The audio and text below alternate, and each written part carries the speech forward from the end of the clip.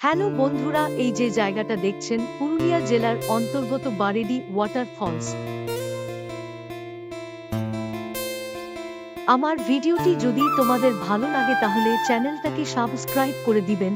এই যে জায়গাটা দেখছেন, এই জায়গাটা অনেকেই জানেন না। আমাদের পুরুলিয়া জেলার এমন সুন্দর জায়গা, এই জায়গাটা দেখি আমি বলতে পারি আমি পুরুলিয়ার মানুষ। এরকম ভিডিও দেখার জন্য চ্যানেলটা সাবস্ক্রাইব করে রাখবেন।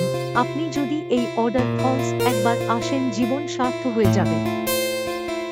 তাহলে চলো বন্ধুরা, ড্রোন ভিউ উপভোগ করুন।